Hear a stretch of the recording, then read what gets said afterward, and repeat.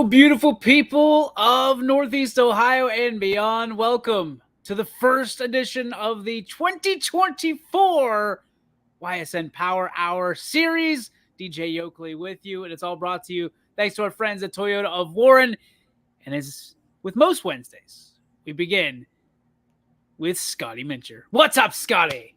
I'm excited. First show of the new year, baby. Let's go. I Look at feel like people always say it, but you know, as I get older too, when you're younger, you kind of have these ideas of what you're gonna do with your life. You're thinking about what you're gonna do, and you seem to have all these goals, and you're trying to figure out a career and this and that.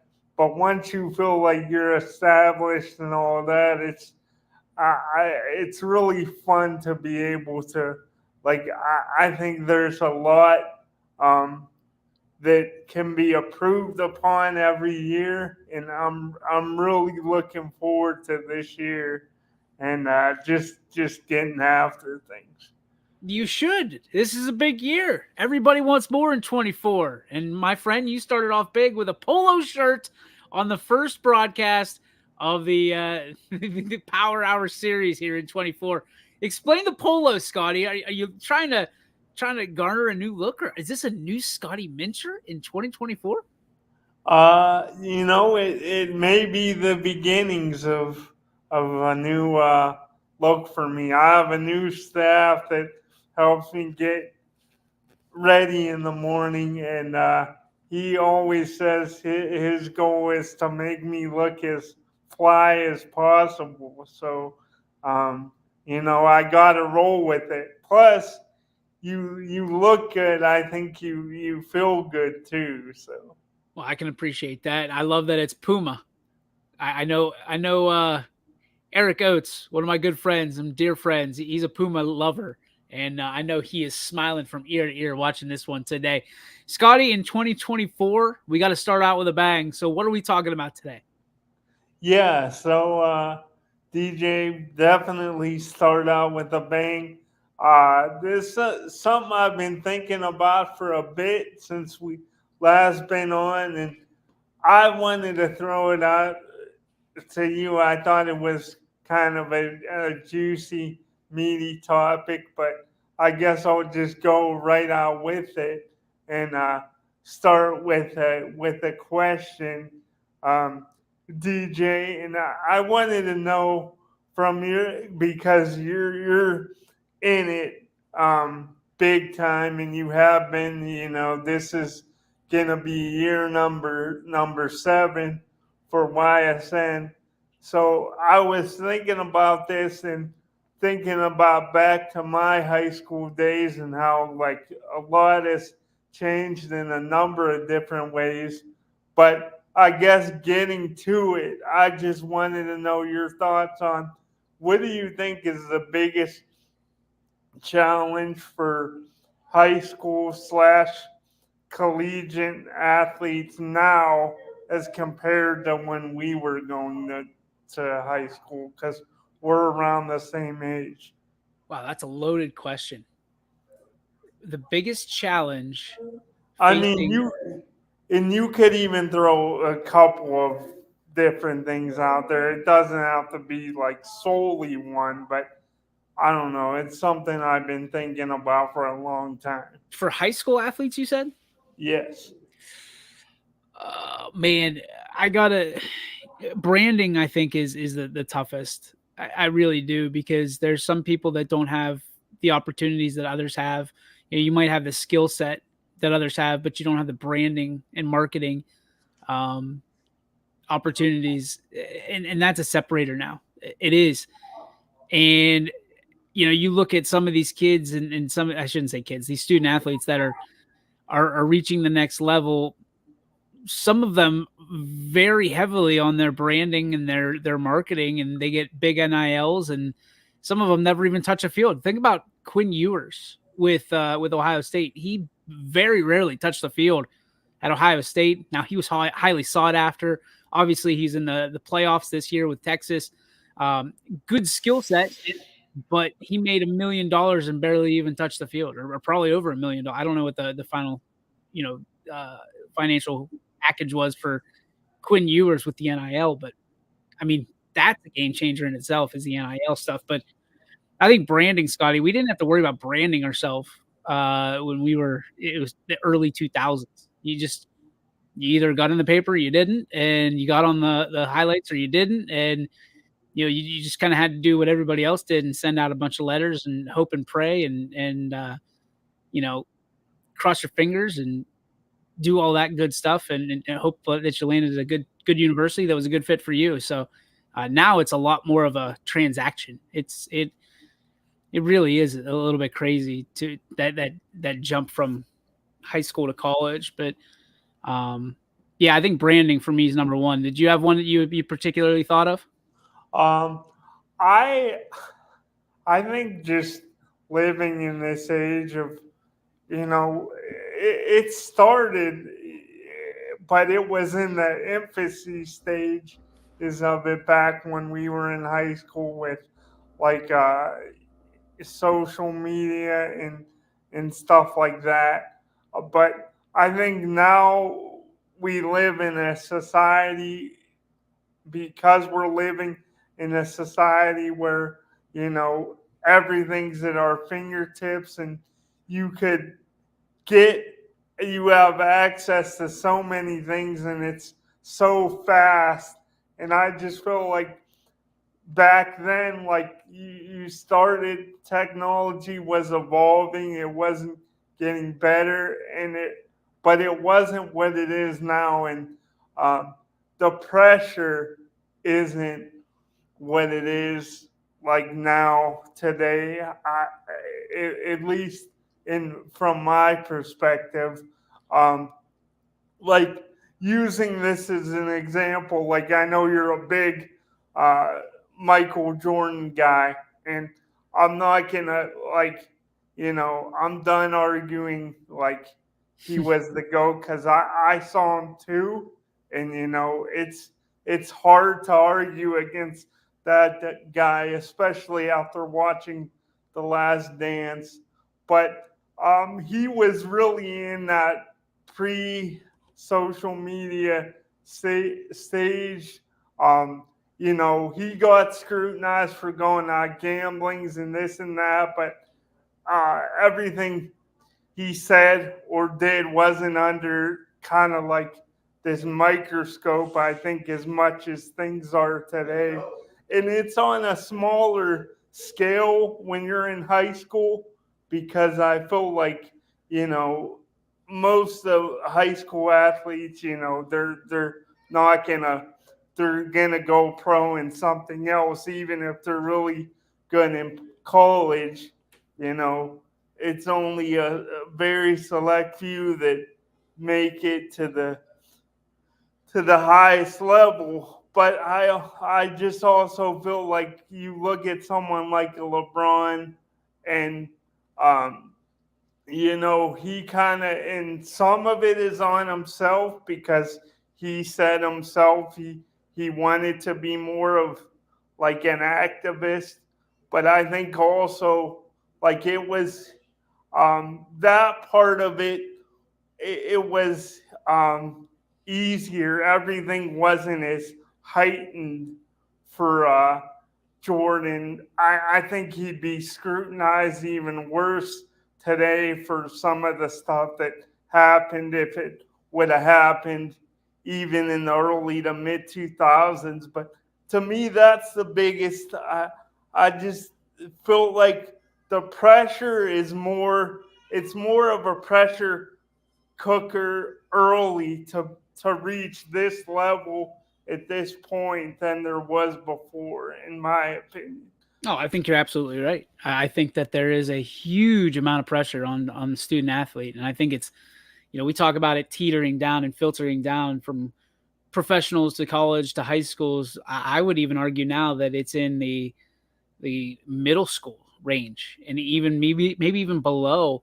When you go to some of these AAU tournaments, these JO tournaments, these I don't even know what you call them. These travel ball tournaments and baseball and softball, there's a lot of pressure from parents, from others for these young athletes to be very, very good. Like no strikeouts good, no missed free throws good.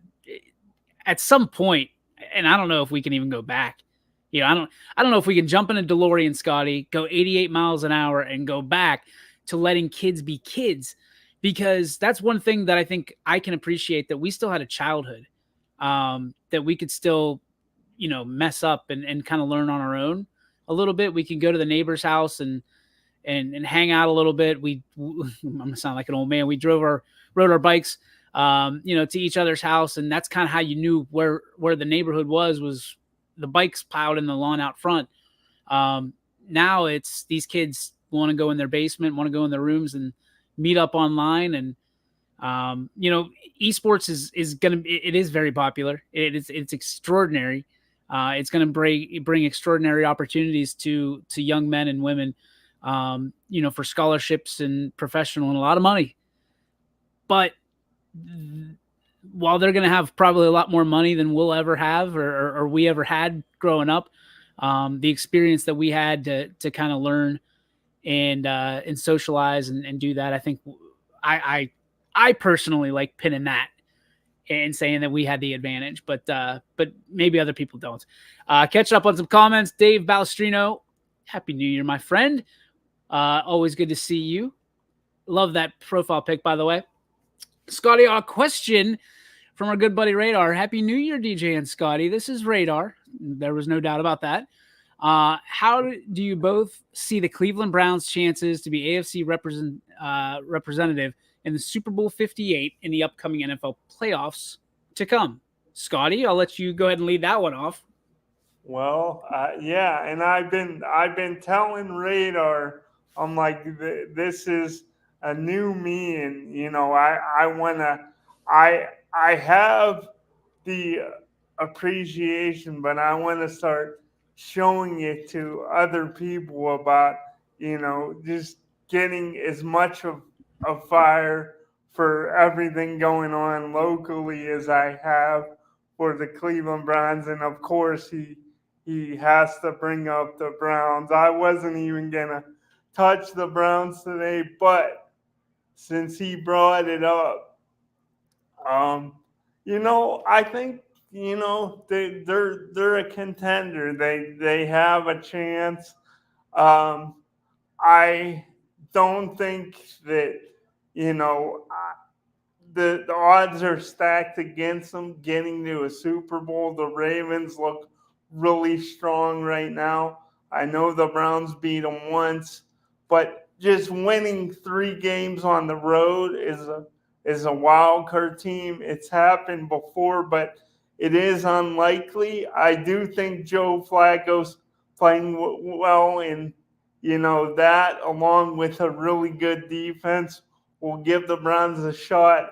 And I guess that's the last thing I got to say is, like many times before in our sports discussions, DJ, I got to say I was dead wrong and you were right.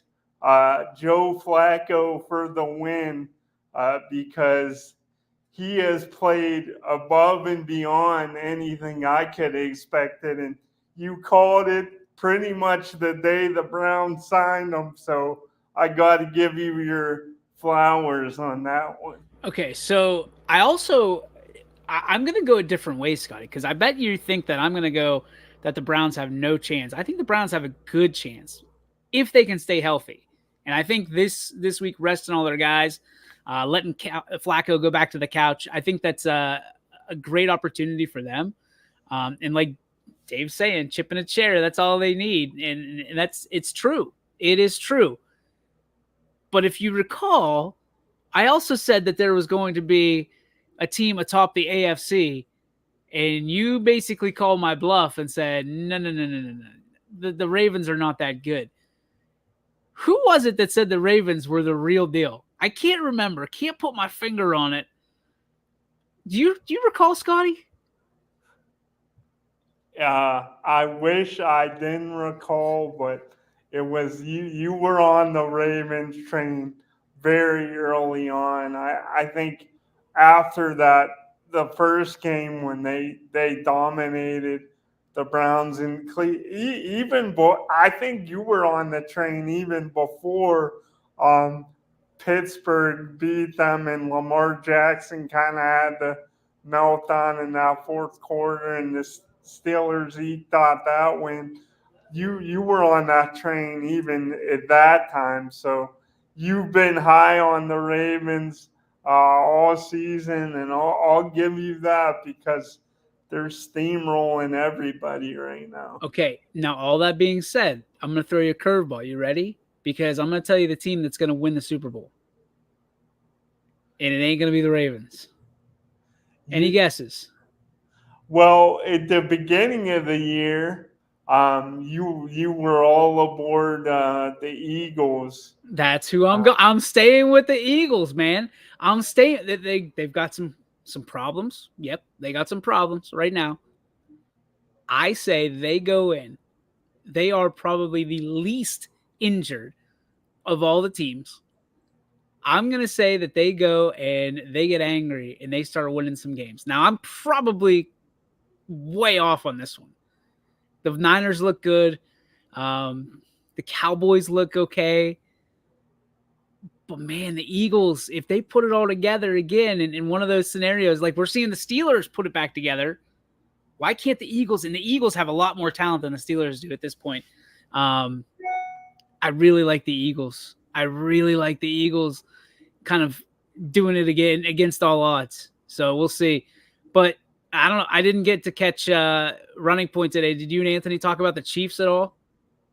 Um, No, we talked a little before we went on air about how we could see a rematch. It wouldn't be in the divisional, but we could see Browns Chiefs again, like we did in 2020, possibly in the AFC title. But that was we didn't really elaborate on I'm that. But I'm interested to see how the Chiefs do. I'm interested to see if they can come back and kind of put that winning formula back together. Now, I've got a question for you. As a Browns fan, as a Browns diehard, you were at the last game. Is there a team in the AFC that you don't want to face right now that are not named the Ravens? a team in the AFC that I don't want to face that aren't the Ravens. I think this is gonna surprise some people, DJ, especially because this day and age, it seems like more times than not we're all kind of prisoners of the moment, and their last showing was not good. But this sounds crazy, but more so than Patrick Mahomes and the mighty defending champion Chiefs. I do not want to see the Dolphins in Miami Wow. going up against Tyreek Hill and Tua in that offense. They actually scare me more than the Chiefs. They would be second scariest to me after the Ravens and then Kansas City after that. I love this. Dave says Flacco is greater than Mahomes. Oof, oof. Hot take. Hot Yeah, take. that is a hot take, and you were I mean we all know you could rewind the tape. You were big on Flacco from the beginning, but I think even you would say that's a bit of So a stretch. Flacco has a good ball. Flacco throws the ball very, very well. It's a soft ball, right? Easy for receivers to catch. The problem is, and I think you've seen it, Scotty, in bits and pieces, is Flacco is very turnover prone. And if teams force like Flacco's got to win those games by 20 because otherwise in a close game there's a little thing we call sphincter shrinkage that happens with Joe Flacco. And he goes from being an elite quarterback to way below average, which is why most teams didn't want him when he was, driving his kids around or whatever the story he wants to tell this year. But I think this defense has a great ability to keep the team in games. Um, and then they've shown it throughout the year. But the problem is they've also been susceptible to injury. We've seen a lot of injuries with this Browns team, and we'll see. We will see. I'm very excited. I think the playoffs. It's the most wonderful time of the year in the NFL. I know that my team most likely is not making it, into the tournament this year, but it's going to be fun to watch regardless because teams like Jacksonville I think will surprise some teams and some people around the world. Trevor Lawrence is a gamer. He's always going to get up for these games, and if you think you're going to get past the Jacksonville Jaguars the way they used to, these aren't your granddaddy's Jaguars. Did granddaddy even have a Jaguar team? No, probably these aren't your dad's Jaguars. From that, Mark Brunell is not the quarterback anymore. It's Trevor Lawrence, and he's pretty doggone good. So we'll see. I think the Browns have just as good a chance as everybody else, maybe other than the Ravens. I really like the Ravens in it. For some reason, I just think it's going to be the Chiefs. I really do. I think it's going to be Chiefs Eagles again. I don't know why. That's just where I'm at right now in my mind. But we'll see. Did you throw out because I know we've had many discussions on this. You've never been a big fan of, and I'm talking on the field, because everybody, like most people, think he's scum off the field, and we could go all day on that. But you've never been a big fan of Deshaun Watson on the field. But the Browns did beat the Ravens, and that was with Watson. And just about everybody has agreed that Flacco's playing the best ball that we've seen from any Browns quarterback this year. So obviously that includes Watson. Do you think that was just so long ago that it's basically you could throw that one out the window? Or do you think because the Browns beat them with Watson that they maybe have the best chance to upset the Ravens over anybody else? Or do you think it's more likely a team like Kansas City, Buffalo, or even your Steelers, if they get in, would do it? That's a good question. I don't know. I Buffalo they could be nasty, man. They could really be nasty if they get in, because they could end up the 2 seed, or they could end up out. So this is a really interesting weekend in the NFL. This is just the way that they wanted it. The ratings are going to be through the roof. The advertising money is going to be just insane. The gambling will probably be. I don't know. Is it a good gambling weekend if it's good games, or do people feel sheepish to bet on these? So I don't know. I'm kind of sheepish right now to bet on anything. I went on a cold streak, Scotty, ice cold, like cold blooded cold streak. I don't know. I'm going to take what you just said and I'm going to wrap it up in a bow, and then I'm going to present it back to you. Can I throw one more thing at you Sure. real quick? And it's just something I was thinking about now. Because you said, and I never like to use injuries as an excuse. I mean, every team has injuries, but it is a known fact, if you research it. Again, and I don't want to come off like, oh, the poor Browns fan again, but the Browns do have more of their salary cap on IR this year than any other team in the NFL. So, with that being said, say the Browns get in this playoff game, they turn the ball over 2-3 times, and they go out round one against Jacksonville. do you still consider this as a Steelers fan?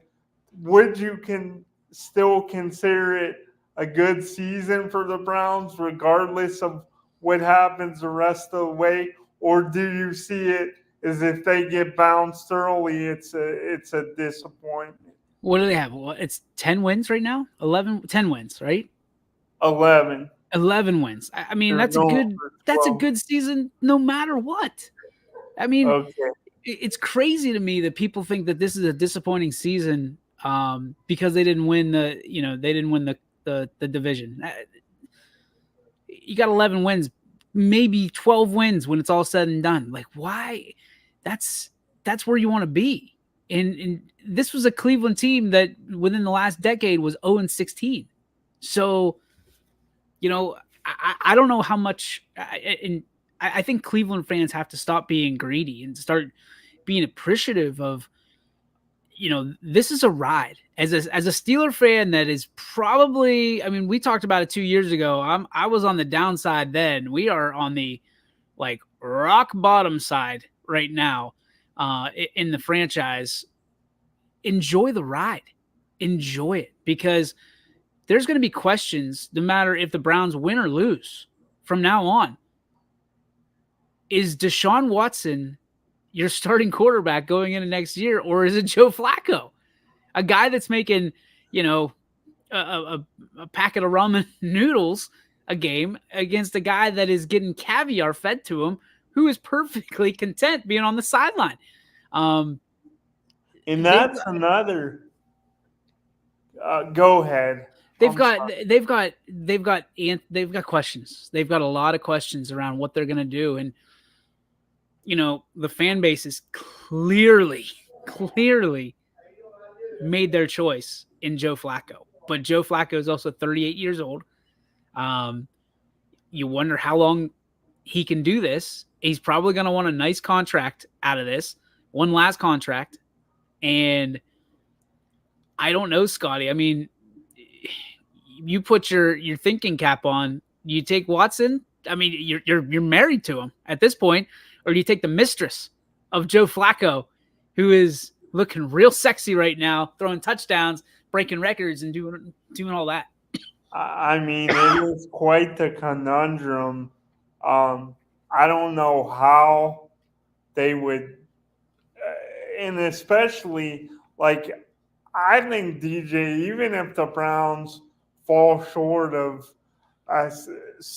say Flacco gets them to the AFC Championship or gets them to their first Super Bowl, but they don't win it.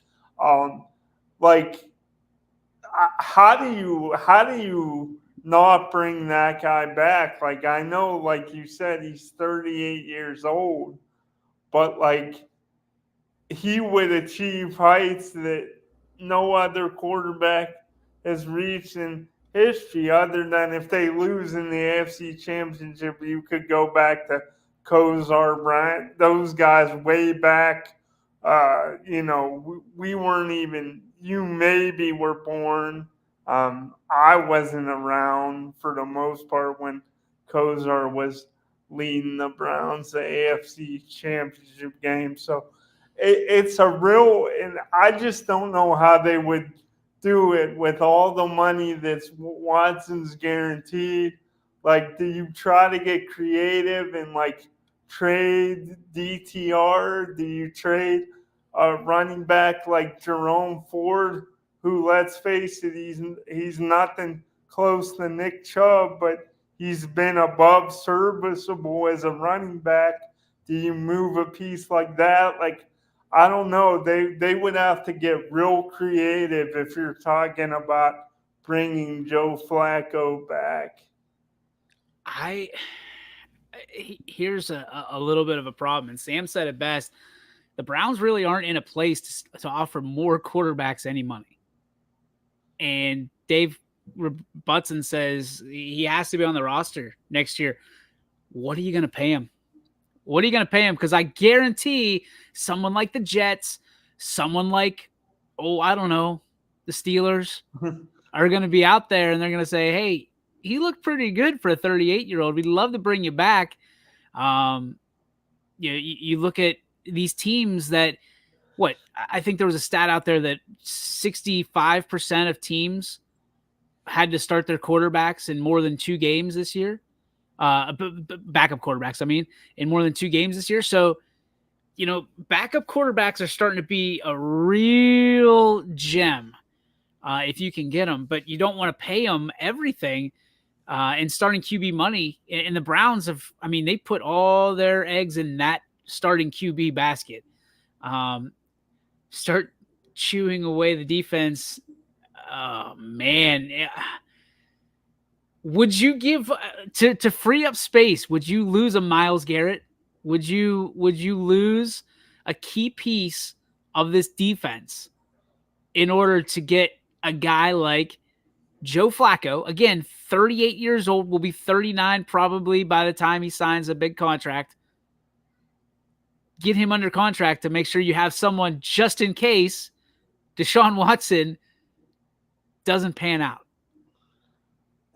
See, because if you have an elite defense, it keeps you, and we don't see it as much in the playoffs. I think the last team to have, below average quarterback play and win a Super Bowl because their defense was an elite level was like the 2015 Broncos. They did have Peyton, but he wasn't, he was past his prime. See, I would say no, DJ, you don't tear down the D, only because I mean they won a couple games with PJ Walker. Um, they beat the 49ers with PJ Walker, and they would have never been able to beat the 49ers with PJ Walker if it wasn't for having one of the better defenses in the league, if not the best. So I it's a hard thing, but I would say, you keep Miles and you Okay. take a big Okay. gamble rolling the dice with another quarterback. Okay. So I just looked up Nick Chubb's contract, 3-year, 36.6 million. I'm just gonna say that he hasn't done anything this year because he's been injured. The Browns have 11 wins on the season, looking for 12. Do you cut Nick Chubb? Do you let him go? Try to trade him? Do something along those lines. Obviously, you can't trade him if he's injured, but do you try to finagle his deal to open up some space? Would you be willing to part with Nick Chubb in order to bring in Joe Flacco to have option 1A or option 1 in some cases? Yeah, see, that's a real uh, Nick Chubb. I mean, he's been prior to this year going down the horrific injury against your Steelers. I mean, he's been pretty much the heart, like the leader, at least on offense, like the heartbeat of the team.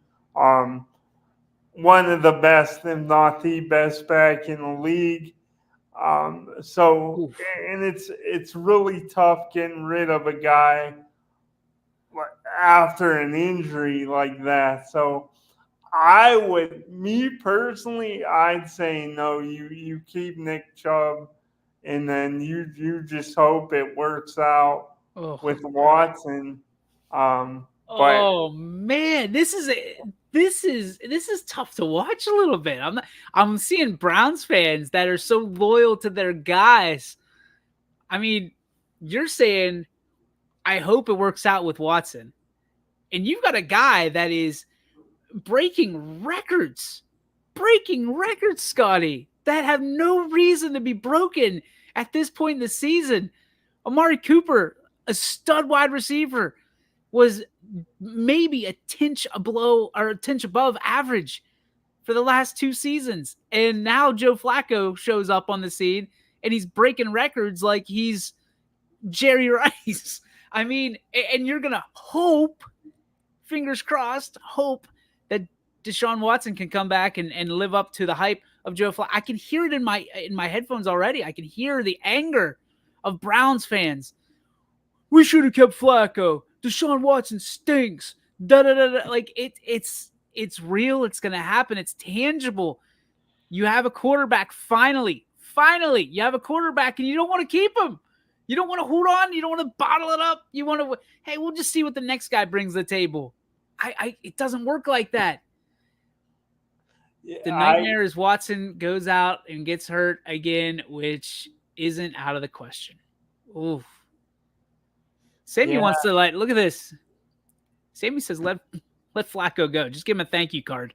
Here is here's a fruit basket. Thanks for the wins, getting us in the playoffs. We'll see you later, Joe. Yeah, it's really tough. I mean, because I get your point, DJ. I do, and like honestly, it's like my argument. It's tougher for me to come up with an argument than you than you saying just move your other stars and look at the most important position, the QB. But the Browns, even though they won, and it has been Flacco's put up great numbers, and the passing game has looked pretty good.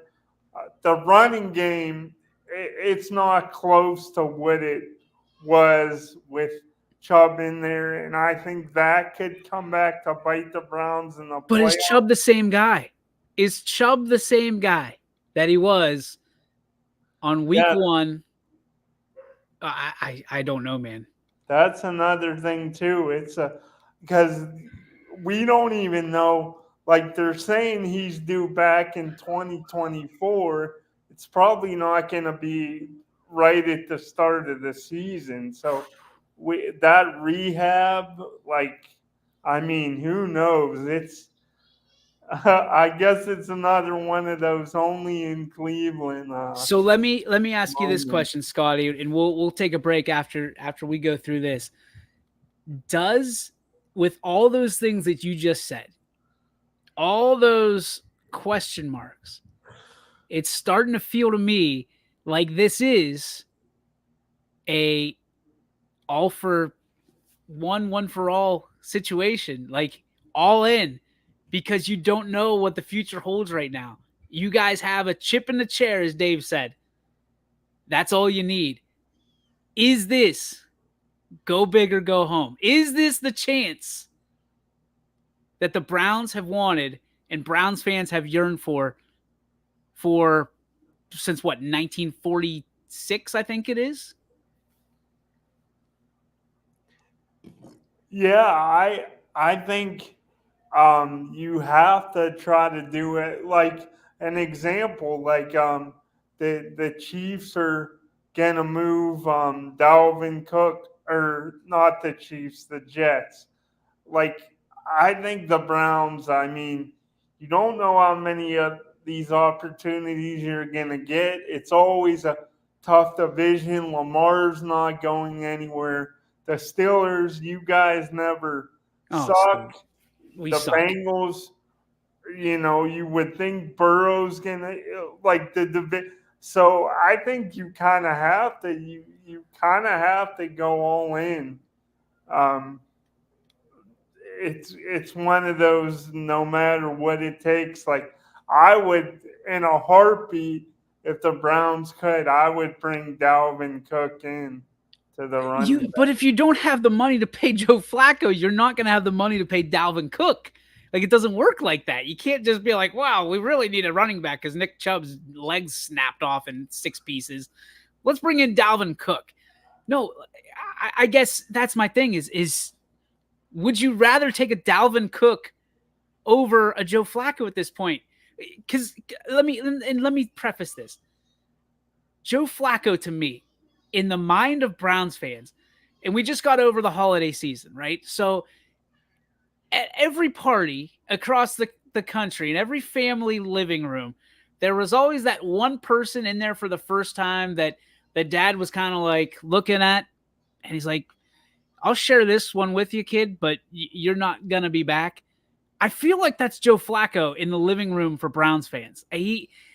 They're willing to share the experience and the ride with Joe Flacco, but they're like, yeah, you're not our guy. Yeah, we'll chant for you in the stadium, but as soon as this season's over, we're going to turn our back on you because we're probably. I mean, the odds are against you to win the Super Bowl. Correct? I'm not. I'm not.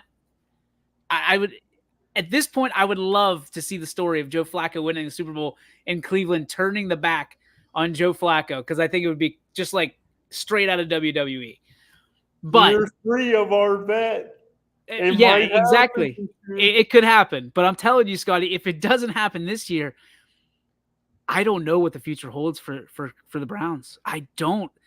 There is, yes, Sam says plus 3,500. So, you know, and those are tough odds. Where do you come on DJ? Do you think having, like, and I'm not saying a good defense, like the Browns by some metrics, it hasn't been the case on the road this year. They've struggled a lot more on the road, but at home, certain metrics they've been historically good, like historically. You could look in the numbers, but do you think because you talked about maybe moving a guy like Miles, or who knows, maybe they'd move Denzel Ward or whoever, but do you, in your opinion, is having an elite defense one of the top one or two defenses in the league just as good, or almost does it mitigate um, having to have an elite quarterback? Like, can the Browns?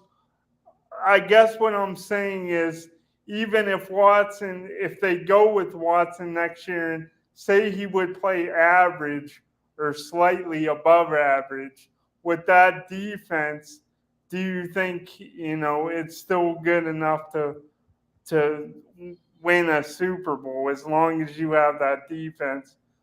Or do you think that if you don't have the QB putting up big numbers like Flacco has, it's really not going to matter in the long run because you think defenses are maybe fickle year to year? What's your thoughts on this? So this was brought to my attention. I forget who did it. It might have been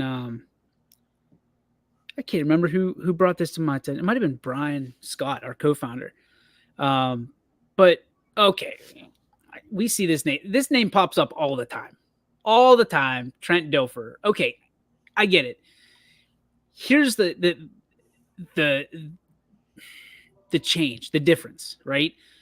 Trent Dilfer had the greatest defense of all time, all time, all time, and I'm talking the Bears, the Steelers, the Giants. I mean, all time. The Ravens defense in the early 2000s were unbelievable. Unbelievable. Especially, what was it, the 2000? It was 2000. 2001? 2000. Okay. I think it was So the 2000 Ravens. Yeah. so here's the difference is that team was healthy. The Ravens were playing less games. The Ravens were at the prime. I mean, they all came into the prime of their careers together. This Browns team is battered and bruised. And what I've seen from the Steelers, excuse me, I kept wondering why are all the Steelers? I mean, their defense was supposed to be locked down, right? Just absolutely locked down defense, and they were. And then all these injuries started happening, and it's because they were on the field for so long. And what I've learned, and I've started to do some diving into statistics and all the free time that I have, right? But you want a game manager, not necessarily a playmaker when it comes to Super Bowl caliber quarterbacks, especially in the AFC North, especially just in general in the AFC, because game managing quarterbacks don't always have to score in order to have successful drives. They just need to keep their team out on the field for a long period of time. Win the time of possession battle, and your defense is more effective. because they're rejuvenated, they have more juice, they have more energy, they have more whatever it is. Um, and that's where the Steelers are having a real tough time. And I think the Browns are starting to kind of go that way, right? Because if you go up against a game manager like a Patrick Mahomes or a Trevor Lawrence, or I mean, basically anybody in the playoffs other than a guy named Mason Rudolph, um, which even then he's better than Kenny Pickett and Mitchell Trubisky. So the Browns are really going to have to change their game. And this is where Joe Flacco as a game manager is going to be able to kind of be on that teeter-totter, that seesaw, and even things out a little bit where Deshaun Watson couldn't. Because Deshaun Watson is kind of like, and I know you're an Indians fan, right? So do you remember the name Russell Branyan? I do. And Yeah. what was Russell Branyan? He was either a home run Yep. or a strikeout. Yep. And I think that's what Deshaun Watson is. He's going to be a 70-yard Sports Center highlight touchdown, or he's going to be a pick six and devastating your team. Or, in the case that I feel like every game that we watch together, the Browns-Steelers games, he tries to get out of traffic and he gets sacked for a 5-yard loss or a sack fumble. So Joe Flacco in this scenario right now, going into week 18 where he's not going to play, going into week 19 in the playoffs, right? I think that he's the best guy for the job. I really do. Because he's been there before. He's won a Super Bowl. He is elite. I've always fought for Joe Flacco, but I will say this: it's 300 yards or 30 yards. No, that you're right, Sam. You're absolutely right. But he's a playmaker. He's not a game manager. And in the playoffs, you need a game manager. Look at Lamar Jackson. Why is Lamar Jackson so effective right now? He's not doing it necessarily with his legs. No, it turned into like Lamar Jackson. To me, watching him this year, he's like, okay. In the past, he'd be like, I'm gonna use my legs first. And now it's like a last resort. Like he'll use his legs almost. Dave says, just saying defense can hide a lackluster or average offense, but they can only hide them for a while. It's like playing hide and seek in broad daylight. You can hide behind that tree, but you're eventually going to be found. And I think that's where I think the Browns are in a good spot right now. I think the problem will be at the end of this year, the Browns are going to act like they're the bully on the block. And instead of doubling down on guys or finding someone like, to me, finding the next Joe Flacco would be key. Signing Joe Flacco and then going out and finding a guy that is very similar to Joe Flacco and letting him teach or letting him learn under Joe Flacco would be very, very smart from a GM and a coaching standpoint. But it's not the way the world works. Weird to admit, but Flacco gets more out of Njoku than in Cooper. But he's a passer. He's not, Scotty, I think you nailed it. I think Watson knows that he can run, so he doesn't need to throw those passes. He doesn't want to stay in the pocket. He wants to extend the pocket. And Joe Flacco only extends the pocket when it's a play action fake, which he's been so good at for the 40 years he's been in the league. It's incredible what you can do when you know what your strengths are. I think Watson just knows that he makes a lot of money. I don't think he knows who he is as a quarterback. I think he thinks he's a running quarterback. And to be honest with you, I think he's way more dangerous when he's a pocket passer. Yeah, I like him. Plus, he's taken way too many hits. I mean, but just look at like the Browns' offensive line with the injuries. Like, there's no way they've gotten better since Watson went down. But you're not hearing about them and hearing about them messing up because Joe Flacco gets rid of the ball so fast. Where Watson, every play, he would try to like create something almost, or like extend the play. And Joe Flacco's it's just more simplified. I don't know. Joe Flacco is a bigger version of Baker Mayfield. I'm going to throw it out there. That's exactly who Stefanski wanted. That's exactly why Stefanski was brought in. I think Stefanski needs to stop trying to act like he's smarter than everybody and go recruit quarterbacks that are Kirk Cousins, Baker Mayfield, Joe Flacco, and stop with Deshaun Watson, Vince Young, Cordell Stewart. Like those type of quarterbacks, they don't fit his scheme. Mike McDaniel is very good in Miami because of who he is. That's who he is. He is Tua Tagovailoa, right?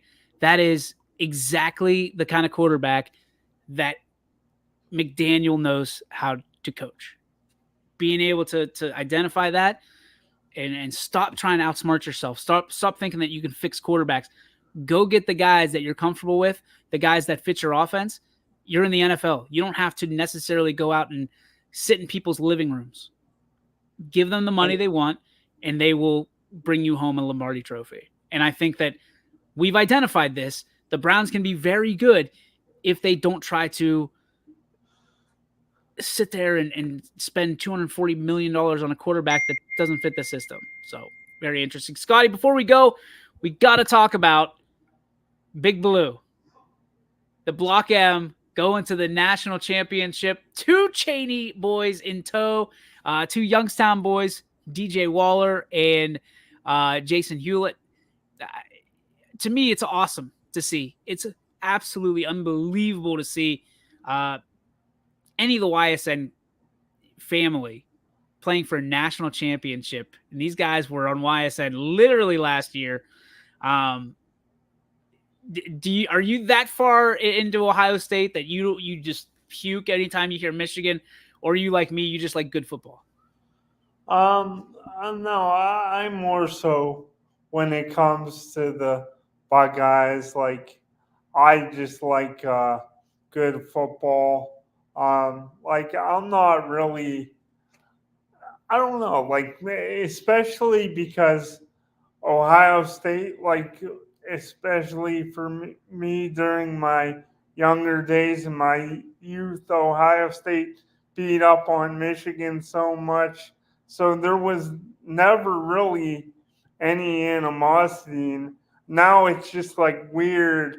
I feel like we're living in the upside down. I know your Steelers are making a late push as they always do, but not many people thought 2, 3 years ago that the Browns would be doing better than the Steelers and Michigan would be doing better than Ohio State. But here we are. But I'm happy for them for sure. I don't know. To me, the animosity against Michigan, I just don't have it. Plus, I've seen the Buckeyes win 2 national championships in my lifetime. So it's like, what is there to be like so like angry about towards Michigan? And then the other thing and this is the last thing, I know we're short on time, but the people that are like, oh, they cheated and blah, it just gets on my. It's like the Astros thing. It's like, come on, like everybody's doing it. It's Just because they did it better than you can, and they ended up winning those games. I don't know, man. Like, here's the thing. I think that a lot of the piss and vinegar from Ohio State fans went away when they lost to Missouri. Like there was still that Ohio State fan. We should still be in the top four. We should still be in the top four. Then they lose to Missouri, and then what do they got? Nothing at all.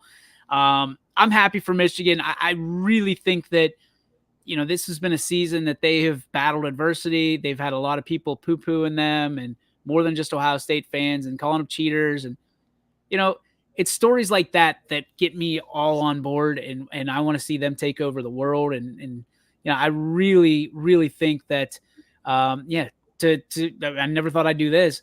To quote Mikey O, it really fueled their season. It really, really did. And Man, you're opening a new can of worms with no time left on the clock. What the hell? Yeah, I don't know. I just I'm not a I'm in no way a Michigan fan, but I don't know when it comes to the underdog side of things. I feel like Michigan was up against it this year, and I did openly root for them to win games this year. You know, I just because I don't like the way that things were done, and you know, this is America, right? You root for America, and that was when someone's backs against the wall, how do they respond? And Michigan responded resoundingly with victory, and they did it in their own locker room, which is something that I'm sure you can capture on any Disney movie that is about a team sport. So I'm happy for them. I really am. I think they beat Washington by a touchdown. Yeah, I think it'll be an entertaining game, but I think they're the better team. So, Scotty, you want to do a quick rendition of the Joe Dickey Electric What's Your Spark? Yeah, sure. All right, here we go.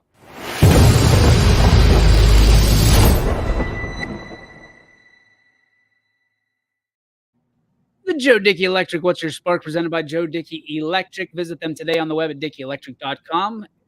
Our power hour is not complete without it. Scotty, what is your spark? Okay, so I have one quick negative spark, and then I have a positive one. My quick negative spark is people, and there's been a bunch of them that tell me, or they post on Facebook, and they post Happy New Year's, and I don't know why, but it just really gets under my skin. To me, it's Happy New Year. Like what's the deal here? It's not like 2 years. It's 1 year, so it's Happy New Year. So that's one, and then the other one is just I've done a lot of reflecting lately and just thinking back of the past year. And towards the end of the year, the closing months, the last quarter, I definitely started getting complacent, and at times I was very lazy. So this year is just about, like I said to myself last night, I'm getting that fire again in all aspects of my life. So it's just about me trying to regain that fire, and it's might not happen overnight, but I will make it happen. So I've just made small changes in my life, and hope that, as every year, I hope this year's the best year I've had, and then you build on it, go from there in the next. But those are my sparks. Good sparks. Now I got a bone to pick with you because my Gam Gam, all right, when she was around, she was one of those ladies that put an S on everything. So New Year's, Aldi's, Walmart's, Kmart's. So if you got a problem with that, people putting S's on things, Scotty, you got a problem with my Gam Gam, and we got a problem with you, my friend. I will come flex on you, no problem, if you're busting on Gam Gam. So you can take your spark and you can zap yourself with that, pal. Oh My man. my spark is okay. Here we go. We're gonna start calling it geography with Sam Torres. He's one of those guys that does that. I can't say Michigan. I gotta delete the M. I gotta put X over the M. Michigan is basically Canada. Go Huskies. This just man. Like this place. It is a pigsty. Number one, because of Christmas. Number two, we put all the stuff that was in YSN headquarters in my basement. Pigsty. I am trapped. I'm literally trapped in my basement. So that is my real spark. But Sam Torres right now is my spark. Like it is so tacky to do that. Like the cross the M thing, and like that is such a gimmick. That is such a gimmick. Like somebody sold some t-shirts one time and now everybody does it. It is such a gimmick. Such a gimmick. golly, that is such a gimmick. It drives me insane.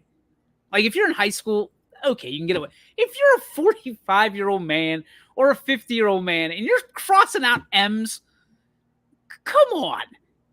Come on. What are you doing? Especially if you didn't go there. But I'm not calling out Sam because I know he didn't go to Ohio State. I'm calling out just general men and women that are above my age bracket that are doing that. What are you doing? You have children. You have children. What are you doing? Your children should act like that, not you. You have mortgages.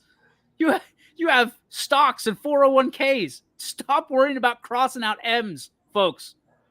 I love you. Scotty, I love you. Great show, buddy. Thank you, DJ. That's going to do it for our show. We'll see you tomorrow. And I think we're going to have a special guest. I think it's going to be a little hickey around here at 3 o'clock on the Ysn Power Hour. We'll see you then. Ysn